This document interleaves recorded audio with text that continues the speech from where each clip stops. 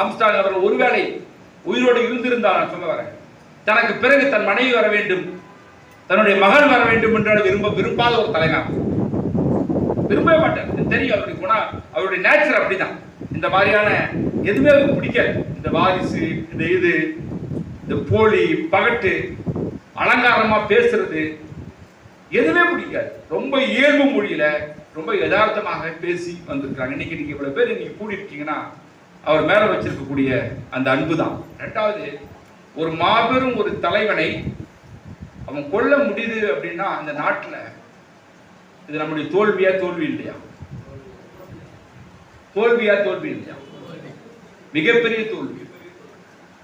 நம்முடைய பொலிட்டிக்கல் ஜேர்னில மிகப்பெரிய பின்னடைவு. நம்மளை ஒருத்தன் கைத்தெடுத்து வீழ்த்தலாம் அப்படின்னாக்க நம்ம தோத்துடக்கூடாது. ஆனா ஒன்று மட்டும் நான் சொல்றேன், அவங்க சொல்றாரு ஆம்ஸ்ட்ராங் பல விதங்கள்ல அவர் சட்டவிரோத தொழிலை செய்தாரு, கட்ட பஞ்சாயத்து பண்ணாரு, மிரட்டினாரு அப்படிலாம் ஆயிரம் சொல்றான். நான் அதுக்குள்ள போக விரும்பல.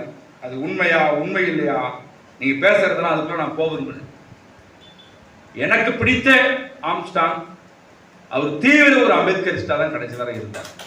நல்லா தெரியும். இரண்டு, அதை மீறி ஒன்று நீங்க சொல்லணும் அப்படின்னா இதான் விளக்கமா சொல்ல முடியும். மால்கம் எக்ஸை விட மிகப்பெரிய வன்முறையாளர் யாரும் கிடையாது. கொள்ளையடிச்சது மிகப்பெரிய மோசமான ஒரு வன்முறையாளர். ஆனால் கடைசியில் அவன் சாகும்போது உலகத்தின் தலை சிறந்த போராளியை செத்து போனான். மால்கம் எக்ஸ் சிறைக்கு போயிட்டு வெளியில செத்து போனான். நீங்க சொல்ற ராமாயணத்தை எழுதிய வால்மீகி யாரு? மிகப்பெரிய கொலைகாரன். நீங்க சொல்ற கிரைம். அவன் இல்லாட்டா வால்மீகி என்கிற ராமாயணம் வந்திருக்காரு. அசோகர் மரம் நட்டாரு சொன்னீங்களா, அந்த அசோகர் யாரு? பல உயிர்களை போரில் கொன்றவர் தான். நாங்கள் ஆம்ஸ்ட்ராங்கை அசோகராகவும் வால்மீகியாகவும் மால்கம் எக்ஸ் ஆகவும் மார்ட்டின் லூதர் கிங்காகவும் சேகுவாராக தான் நாங்கள் பார்க்கிறோம். அதனால அந்த அந்த அந்த போராளி வரிசையில அவர் இடம் பிடிக்கிறார். அதனால இதை நம்ம இப்படிதான் புரிஞ்சுக்கணும். ரெண்டாவது, மிக ஒரு இணைந்த கருத்து தேவை. ஒரு கேப் இருக்கு நம்ம சமூகத்துல, நம்முடைய பொலிட்டிக்கல் இடங்கள்ல ஒரு மிகப்பெரிய கேப் இருக்கு. எதுலையுமே கொஞ்சம் நிதானம் தேவை. நான் ரொம்ப யாரையும் மனசுல வச்சு சொல்ல, நிதானம் தேவை. ஆம்ஸ்ட்ராங் அவர்களுடைய பேரணி கண்டிப்பாக சென்னையில் நடக்குது என்று சொன்னால் 10 லட்சம் பேர் திரண்டு இருக்க வேண்டும். 10 லட்சம் பேர் திரண்டு இருக்க வேண்டும். அதற்கான அவகாசம் எடுத்திருக்க வேண்டும். அதற்கான தயாரிப்பில் தங்கள் ஈடுபடுத்தியிருக்க வேண்டும். அவசர கதியாக ஒரு எஃபர்ட் நம்ம செஞ்சிட முடியாது. ஏனென்று சொன்னால், ஏன் அவ்வளவு பெரிய கூடுகை என்று சொன்னால், நாம் கூடுவது வெறும் சடங்குக்காக இல்லை, அரசை அடிபணிய வைத்திருக்க வேண்டும். அரசை அடிபணிய வைத்திருக்கணும்.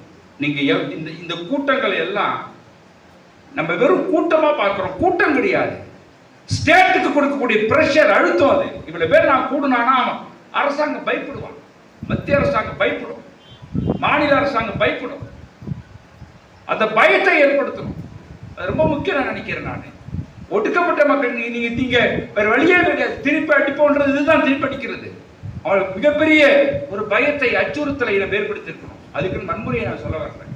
மிகப்பெரிய ஒரு கூட்டத்தை நம்ம திரட்டிருக்கணும். 10 லட்சம் பேர் திரண்டு இருக்கணும். சென்னை சிதமிச்சு போயிருக்கணும் அன்னைக்கு. அப்படி ஒரு மாபெரும் கூட்டத்தை நம்ம திரட்டியிருக்கணும். ஆனா நான் சொல்றேன், தன்னிச்சையாக வந்தாங்க பாருங்க அந்த கூட்டம். அந்த கூட்டத்தை விட பல மடங்கு நம்ம திரட்டியிருக்கணும்.